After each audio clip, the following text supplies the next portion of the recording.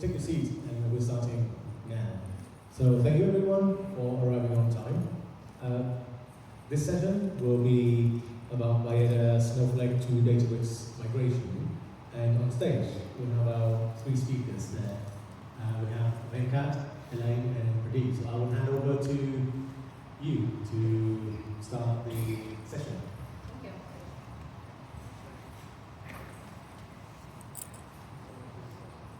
Sure, I will start. Hi, everyone. Thank you for coming today. My name is Elaine O'Neill, and I'm the Chief Data Officer at BAYADA Home Healthcare. I will go through the company and who they are. It's a very mission-driven caregiving organization, and I've been fortunate to be part of this company for 16 years. My background is traditionally in accounting and finance. I usually introduce myself as a recovering CPA, but I do not identify with that young lady anymore. But my journey throughout BAYADA has brought me all the way through operations, into the finance world, and into data and analytics, which I think is a good journey to be on. You see how all of the transactions connect throughout the organization. I work alongside Venkatesh, and I will let him introduce himself. Thank you, Elaine. My name is Venkatesh Gurprasad.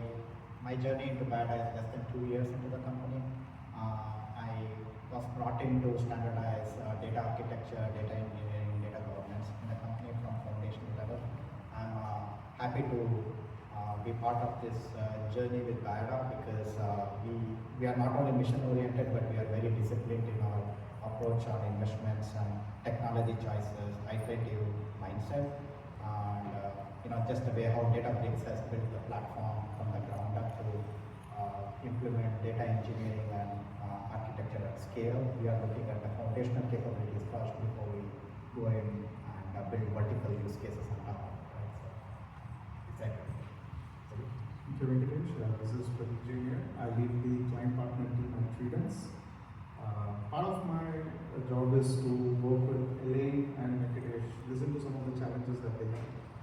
But most importantly, we get to bring the solution to them, right? So probably very privileged to be in this role where some of the challenges that Elaine and Venkatesh are seeing is something across all the healthcare organizations are seeing as well. So hopefully we can shed a little bit light on how we are solving the migration project and how we are going to enable BAYADA to be AI ready. Most importantly, start empowering them with agentic AI use cases in the future. Okay, so let me tell you a little bit about BAYADA Home Healthcare. Not very well known on the West Coast, but definitely known on the East Coast. So we just celebrated our 50th anniversary. We came to LA, it was about 3,000 of us, we did it all out in a wonderful time. But we've been 50 years providing care to people in their homes where care should be provided, and we'll go into some of our beliefs there. We are a nonprofit. That is not, for an organization of our size, that is not very popular in this space. It's a very fragmented type of industry. There's a lot of mom and pops that are in this space, or there's a lot of hospital networks that are now in this space thanks to COVID. We just are over $2 billion of an organization and still on a good growth trajectory of about 8.5% year on year, so still growing within our markets. We service 44,000 clients in their home every single week. We operate on weeks, months, and quarters. We are very diligent in getting our financials out, our operating metrics out every single week, so we watch our measures. 44,000 clients from children all the way to hospice. The continuum of care is covered. We employ about 33,000 caregivers and clinicians across the organization as well. So every single week we are generating payroll in-house for 33,000 caregivers and clinicians. Across 347 states, offices, in 23 states across the US. We are also in India, Ireland, and New Zealand. We have about 10 joint venture partnerships. So we've connected with some of the major hospital networks in some of our more saturated markets like Philadelphia, New York, Charlotte, and connected their at-home care is delivered by BAYADA. So that is our relationship with the hospital networks. We are 0% chance of being sold. Our founder, Mark BAYADA, he donated the company in 2017 when he retired. He made his son, David, the CEO, but he donated the company because he wanted to make sure that we'd be here for another 100 years, and that is our lasting legacy, that we will be in this caregiving, BAYADA home health care for the next 100 years. I'll go into some of our core principles and how we're kind of structured and founded. We truly, truly believe that care provided in the home is best. Post-COVID, most other organizations also believe that care provided in the home is best. Healing happens in the hospital, true curing happens at home, and we do it across the entire continuum of service. So I'm going to start on the left and talk about pediatrics. We bring home kids from the neonatal intensive care unit every single week. We are partnered with CHOP. We have many stories about bringing kids home for Christmas that will touch your heart, and we do it with pride. The complexity of these kids and the diagnoses that they are coming home with are becoming more and more complex as we've been in this business. We are now bringing them home with equipment. We have PICU, home intensive care unit, so we're able to provide higher acute care at home rather than be in the hospital. That saves money. That saves the payer money. The payer is very interested in getting this work done. We graduate then to adult nursing. Adult nursing is our adult population who needs nursing almost around the clock, but definitely on a continuous basis.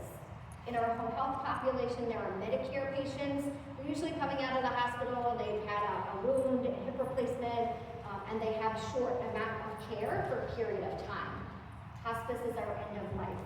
We have spiritual care, we have social workers, we have a whole team that readies a family for hospice care. Assistive care state programs is our main home health aid program. So think of the back visit or the changing that you need for your mom or your grandparent. We deploy those caregivers into the home to help them be independent. I have my great-grandmother, and she doesn't want her mom helping her get changed. She would rather somebody else come in and help her get changed. We provide that care. They feel independent and feel like they're not depending on their children for it. Assistive care is the exact same type of practice. For behavioral health, for us, that's autism. So we specialize in some autism centers across the country and engage with a lot of diagnoses with children. Habilitation is when those children graduate and they have developmental delayments. We help them with that service. So if you think of all of the types of services that can happen in all of the communities, whether it's in a facility or in a home, we can provide that care, and we bring the caregivers and nurses to do that. Perfect. A little bit about Tredence. We are one of the strategic partners for BAYADA. We are close to 3,000 persons strong, building boutique with scale, specializing in healthcare use cases. Hot off the press, we were named partner of the year 5 times in a row. This is something I start saying, which we feel very proud of, because one of the biggest differentiators that we bring to the table is we don't look at problems from a technical point of view. We try to understand the use case that the customer is trying and bring in the relevant accelerators to make it happen. So that's a little bit about us. And of course, yesterday we also won the Growth Partner of the Year, which is something we are very proud of. Congrats. Okay, let's talk about some of the issues, the business problems that we are faced with within our organization. We are highly performance driven. We mine our data the way that we can so that we can understand how we are doing on a weekly basis, how we're doing against the care model that we have developed. With all of these service lines that almost act like individual companies.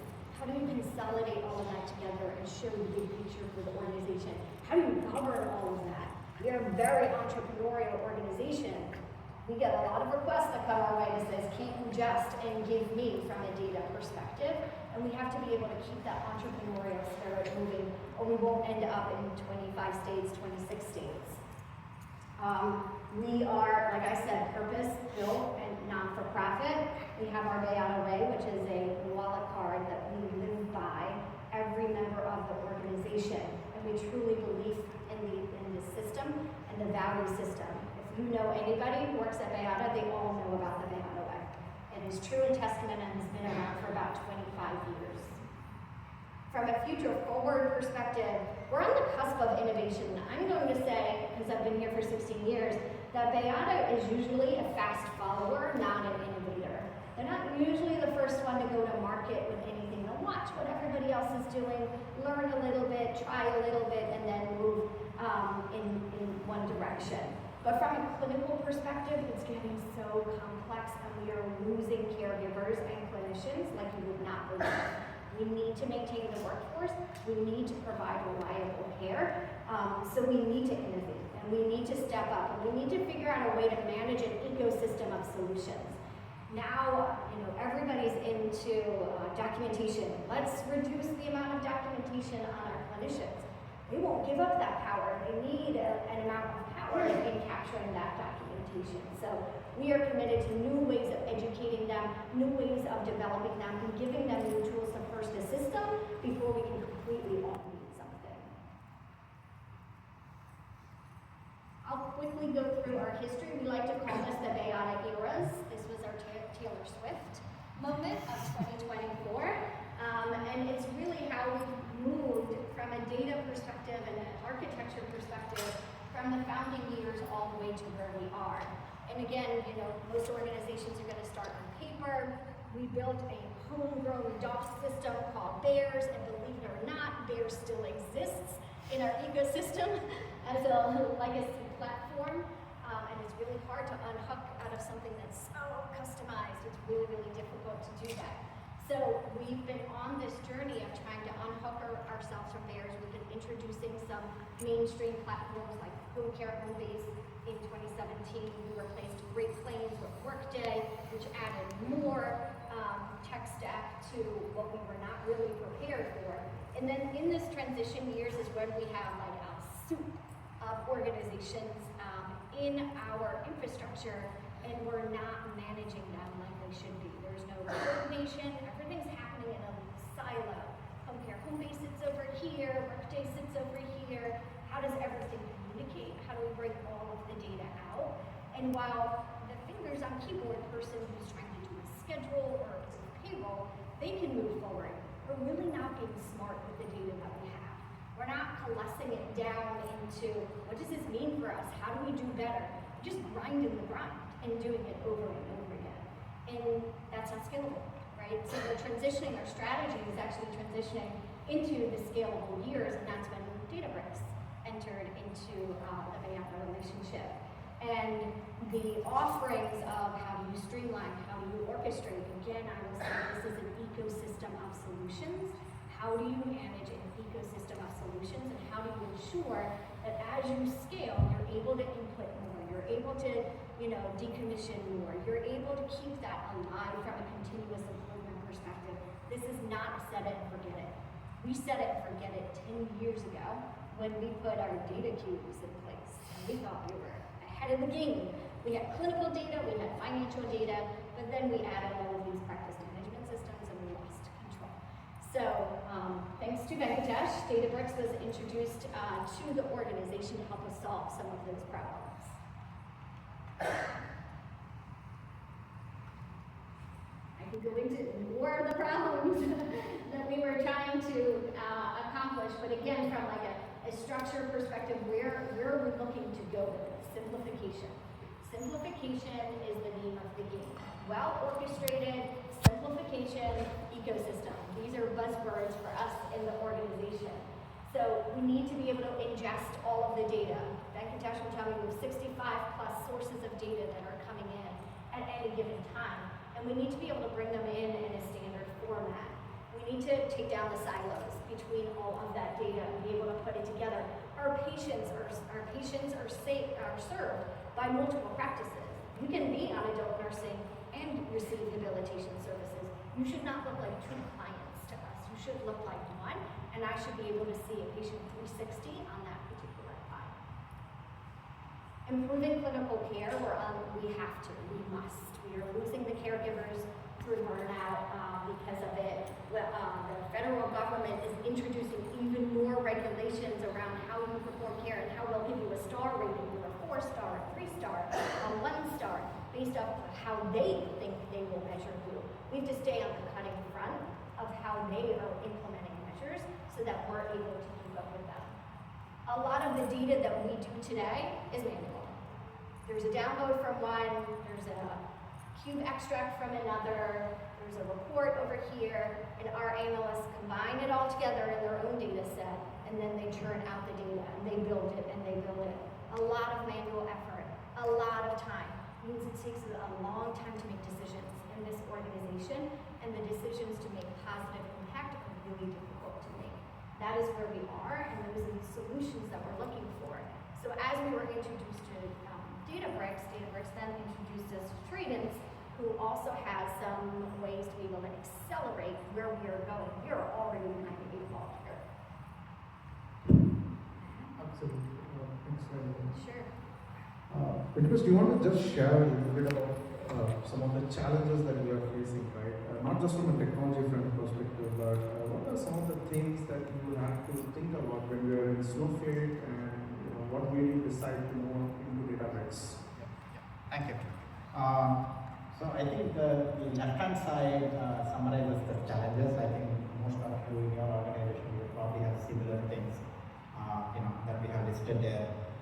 When we have 7 to 8 different practices, whether we like it or not, the origins of it becomes a data siloed environment. Data is all over the place. Now we need to figure out what to do with it to make the best decision possible. Because data are siloed, you can't make insights better to the end user, more actionable, and more specific to their needs. And we have multiple data platforms. So we have SQL Server Data Warehouse. We started our journey to Snowflake before I joined. Now we are retiring both of them into Databricks, right? So we went from 3 data platforms into 1. So multiple platforms creates challenges on the scalability of the whole data process as a whole. And we as an organization, we are entrepreneurial, as bound in terms of how our offices run. We wanted to give them access to the tools they need so they can make their own decisions. So it doesn't need to be a central data team giving them the reports or the insights. We want them to be self-service driven in how they manage their own business, right? So that was a challenge. And when you put all these things together, the big elephant in the room is the governance, because it's not about technology, it is process, business process, people, all of them combined is what makes a governance actually work, right? So what we, at a strategic level, what we decided was, go to the right-hand side there, we want to get to a unified data foundation, so collapse all the multiple data platforms into one, and that's where our strategic investment in Databricks came in. It is acting our enterprise data lake and also our reporting and analytic engine, sit on all together in one. And the second one thing is very important. I think we highlighted the insights, inefficient insights on the left-hand side to real-time decision insights. Back 10-15 years ago, I've been in the data analytic domain a lot, and 15 years ago, the biggest selling point for organizations or for platforms was you want to be actionable, insight-driven company, right? So hey, I will give you actionable insights, right?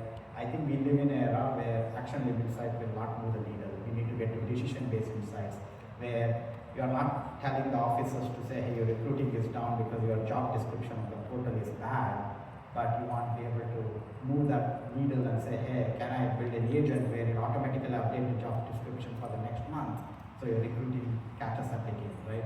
So I think that's the innovation that we are exploring, and we recommend that a lot of you guys who are thinking about insights, don't stop at actionable insights, talk about decisions you can take, and give that capability to your end users, how they can actually make those choices with some automation built into it, right, on the background.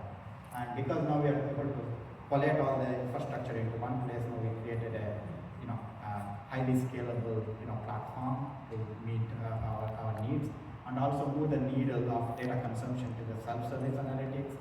And later in the slides, we're talking about some tools that we are rolling out to our end users and the innovations that we're building around it to make this data accessible to our end users in the moment they need to see this, so they're not coming to a data team for building a report or building insight.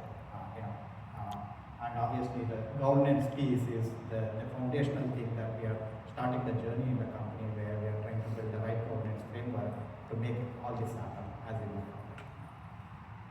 Something that this slide does not talk about is making BAYADA an AI-ready company. So, like as a CDO, right? How do you? I mean, these are some of the tactical challenges that you see.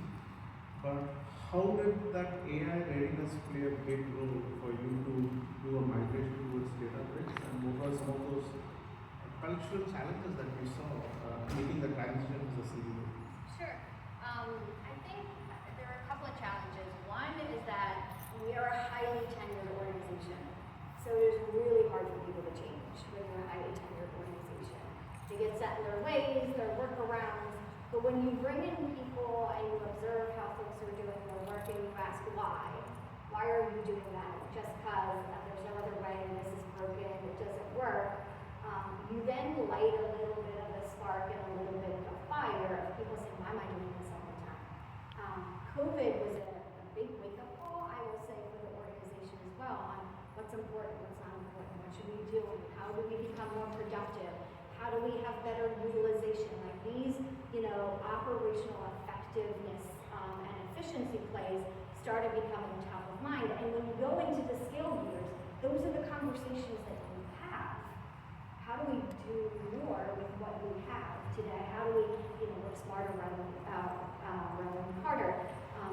We have conscious conversations around them, but the demands are coming in from the business. The demands are coming in from the clinician. The ideas are coming in from the clinician in the home that say, hey, I have this app and it can record my notes. Can I use it? And we're saying, no, it's not within the firewall. There's no security. You can't. But everybody is innovating and ideating in some way, shape, or form. And as an organization, we're taking a step back but saying, there is a part of the organization that is change ready now. And they're the high adopters. And why don't we use case a certain number of solutions and go about it that way? It doesn't have to be this massive change that you communicate to the organization. You don't have to scare anybody. There's nothing to be afraid of here. When you start getting that small amount of adoption and implementation, and folks don't even realize that it's happening, things just feel simpler. It seems simpler. You don't have to. It's not this big hairy thing, right, that I need to be afraid of. It's not a monster under your bed. It is welcomed when you say to folks, hey, you've been working with an agent the whole time. Makes sense. And probably the next slide is going to be a little technical heavy, so for the technical folks out there, they'll probably understand this. Venkatesh, can you share, I mean, this is the legacy architecture of that, right? This is post pre-Databricks era, right? Can you share a little bit about your legacy architecture? What are the bottlenecks that you are facing, and most importantly, what triggered this change for you? Yeah. So I think we have put notes under each block. I think that kind of summarizes the challenges that we are going through. As I mentioned earlier, we have 3 different data platforms. So that results in 3 different versions of sources of truth for our business, right? Which is really hard, right? Finance teams look at our SQL warehouse reports and they think that's a source of truth.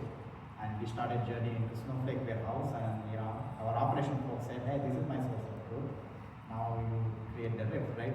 Whose number is right and whose number is wrong, right? So, and on the right hand side is about 2D reporting experience, right? Which is how the industry evolved, right? BI was evolved as a 2D reporting experience, and it's still, for large organizations, it's still a 2D reporting experience, right? So either they zone in on a tool or zone in on a platform and build a whole BI stack around it, right? And you build all these smarts and cubes and fact tables, you throw all kinds of technical stuff on top of it and make it so big. At some point to scale, both operationally and financially also, right, as companies grow. So those were the 3 main areas, right, to say, hey, we need to take a pause and really see, when you go to the scale years, right? What do we have to do?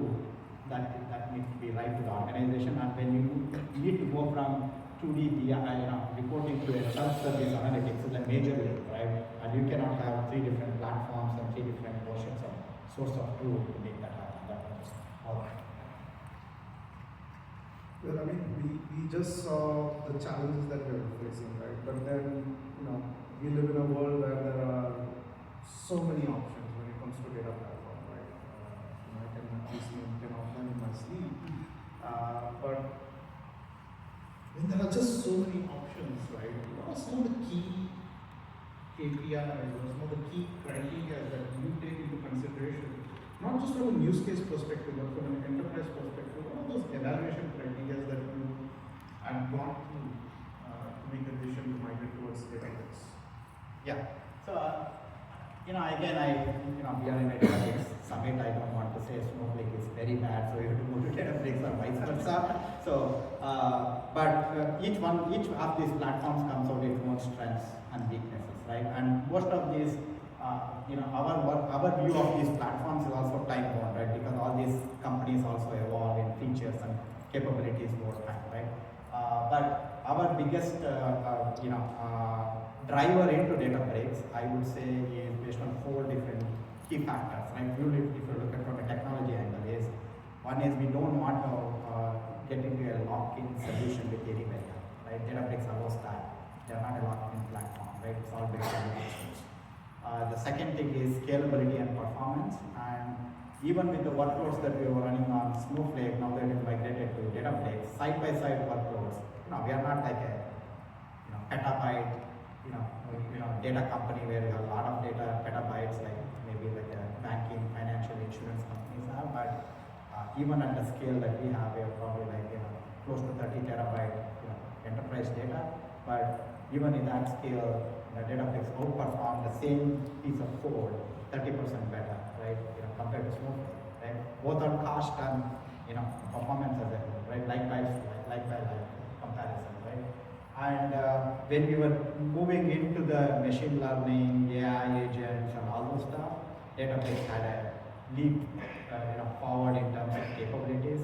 And when we looked at where Snowflake was, 2 years ago, and where Databricks is there, even when you compare feature functionality, very basic stuff that we on the tech side is can this be integrated to GitHub, right? Can the CI/CD pipelines can be built?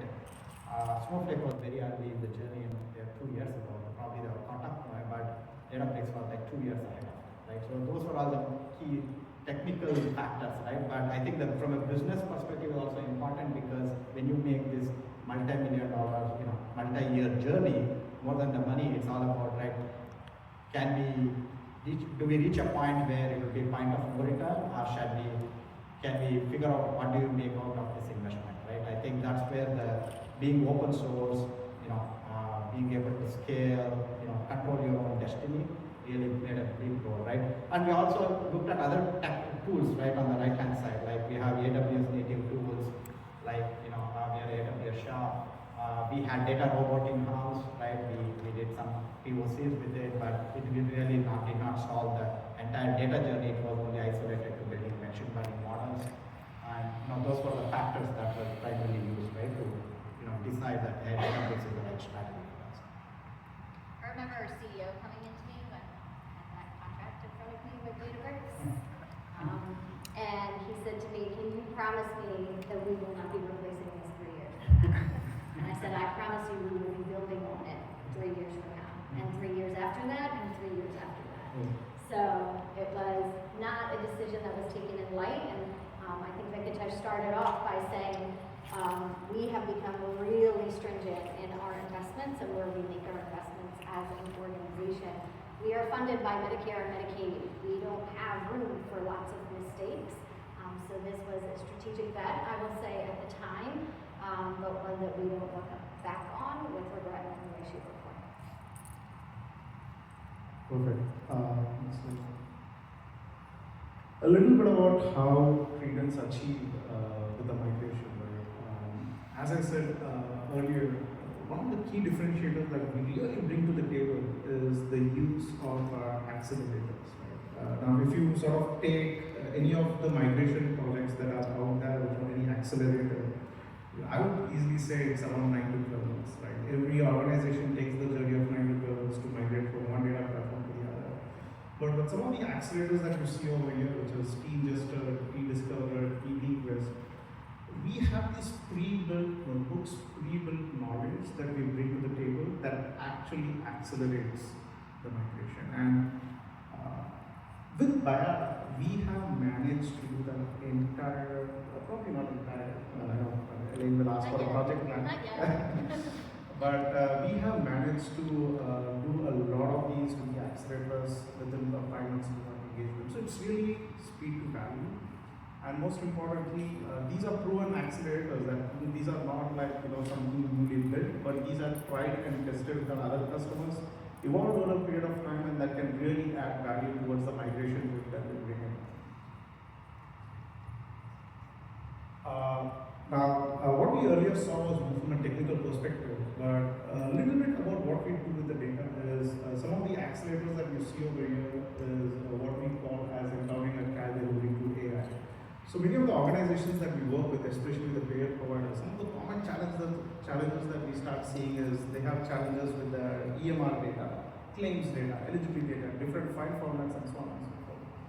What Tredence really brings to the table is our accelerators are pre-built Databricks native solutions that can take all these data across different data sources, be it claims, clinical, and so on. And towards the right are some of the key use cases that we empower our customers with. Some of the common, and I get this a lot because I'm in front of the customers day in, day out, I get this a lot. Some of the challenges the customers really say is, Pradeep, we have challenges with our enterprise master patient units, or data mastering. We have challenges creating Member 360, which is a combination of different data sources to create the golden record. That's where Tredence Accelerator comes to the picture. So these are pre-built, tested and tried, proven across different customers, evolved over a period of time, enabling the users to achieve their use cases faster, but most importantly, accurate. And accurate is the KPI that many of our customers evaluate us with, and that's what our accelerators basically bring to the table. Now, with the accelerator, what you earlier saw was the legacy architecture of BAYADA, right? They were using Snowflake, SQL, and so on. What you see in the slide right now is the current future state architecture that we are heading towards. So, let me start with LA, right? When you see this architecture, of course, there's a lot of Databricks icon, but what thoughts goes into your mind when you implement such a future state architecture and make BAYADA AI ready for 2026? Sure. So I'll repeat myself and say orchestration and ecosystem are very top words here. It can seem very complicated when you're not in the tech space and you don't know how they all connect with each other, but it is easy for me to show the business the value that they are getting from an architecture that looks like this. The seamlessness, the way that the relationships are built between each of the tables. Folks are learning how to model data for the first time and forever from a business perspective. So we're readying the organization for that. And also seeing, we call this the chassis, right? We're building the chassis right now. And the chassis for us is like a Toyota. The Highlander and the Lexus is the same chassis. We're not at Lexus yet. We're at Highlander. And you can put all of the bells and whistles, but I will guarantee the organization that we have the chassis in place in order to be able to do that and to power that Lexus to the next stage. So that is our focus, and that's what we're grounded on, and the organization can get behind that and buy it. And Venkatesh, just switching to a technical perspective, right? Can you share a little bit about your insight, what went through the thought process in this future state, and a little bit about the different accelerators that you've been using? Yeah. So as Pradeep mentioned, so they have accelerators that can address different steps in the data flow journey, right? So if you want to do data quality checks, if you want to do ingestions, if you want to create data models, right? And you want to enable the semantic layer that can go into self-service consumption, they have built all these accelerators at every step in the journey. And also underneath all of it is the code conversion, so it can automatically read code from one platform and convert the Databricks into it, right? So I think combination of all these things is what made our journey faster, right? And meet where we need to go, right, in terms of the future. So, what's the future of BAYADA looks like with this new architecture?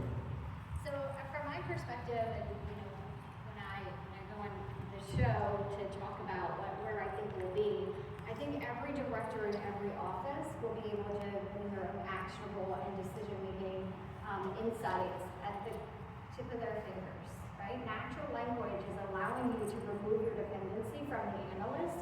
Give me a list. Who are the people? What should I do? Why am I off? For a director in an office who runs a team and services a community, to be able to quickly action on those items. We're a weekly business. We look at our data on a weekly business basis so they can be that tactical in their approach. So I see them raising their engagement scores. I see them raising their ability to impact their communities, their ability to see good clinical outcomes and how that relates to a payer contract, and bringing both of those together and not them sitting in isolation. So my focus point sits at the director of every single office, because that's the role in our organization that drives our business forward. They're the ones who engage the caregivers and clinicians.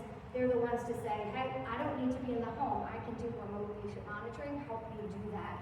They're the ones to say, I need to optimize my job post performances, and I need feedback on those job posts, and I need to be able to implement changes. Bring in an agent to do that. I don't want to do it. We all know that it's not getting the hits it should be. Change it. Change the keywords. Do some search engine optimization. Give them assistance to help them in decision making. Give them assistance to help them manage. Give them assistance to help them be more compliant. If you saw compliance in home health care, it would make your toes curl. It is labor intensive, it is paper driven. Medicare still uses fax machines. Like, that is the reality that we live in. So we are trying to innovate and move forward this type of an industry so that we can, and David will say this too, we can kill the fax machine so that we're not sending faxes all the time. So when we level up, I will say the directors in every single office, we are dynamic in the industry, and you change care for the entire industry, which then lowers the cost of delivering care to the entire continuum. It is cheaper to receive care in your home than it is in the hospital, and we keep people out of hospitals.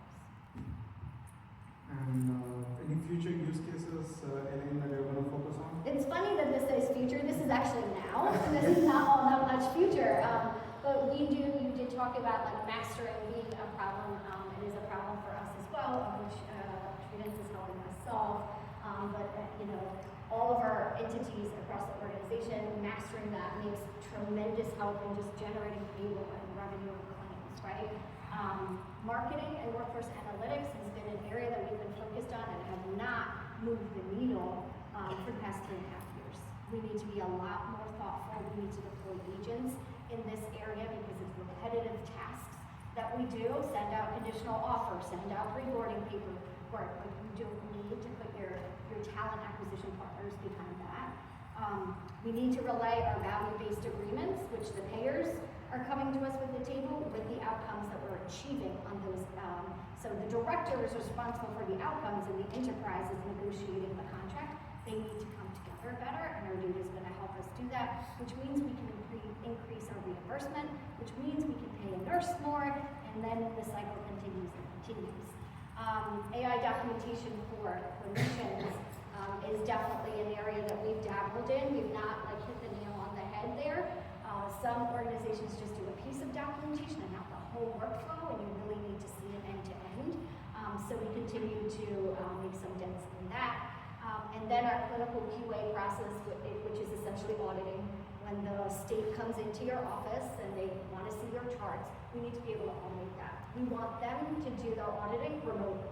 We don't want them in our offices doing that auditing, which means we have to remove all of the paperwork from that process. And we are definitely helping on making that happen too. But these are now, I will say. I will come up with another list for future. Okay. That means I need to update this. Well, we still have a minute, but why don't we have to take a question or two from the audience? All right, I'll come to you. Yeah, thank you for the excellent presentation. I think I really enjoyed how you connected to the challenges, to your approach and the outcomes. The question is for Elaine. 3 to 4 years back when you embarked on this journey, you had a strategy, you had a plan. How did you go down that path to test that strategy before going all in? And the second part of the question is Deep on one of the slides I saw you leverage a common data model.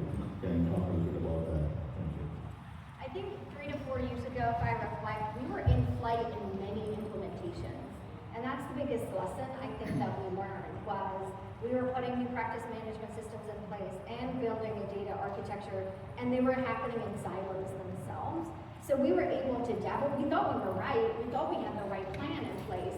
But then when the practice management systems came in, we're like, we didn't look at this end to end. So that was a pause, go back, reset, come up with a more end-to-end cohesive story so that we can tie it all together, and that's what we're doing now. On the unified data model, that is really the backbone of everything that we do. 9 out of 10 conversations that I go, the question is, do you have a unified data model? Now, one thing we have realized is though it's the unified data model, I think many customers think it as a universal data model that doesn't really exist. But what we really do is we have an accelerator that as a pre-built UDM that has been built. So be it your clinical data, claims data, eligibility, or if it's an AC or CCNF data, we build 80% of the unified data model through our accelerator. And the rest 20% is where the customization really comes in. So that's how we have approached UDM. And one of the things about our accelerator is every time we deploy the UDM for a customer, it evolves. We learn new things. It's a new payer, the UDM gets evolved. So that's really how we have sort of evolved our UDM story. And as I said, it is the art of every problem that we solve with our customers. All right, I think we, at the time, so if you have something to go, in the audience, please feel free. Don't forget to complete the surveys. It's in the app. So the feedback is really important.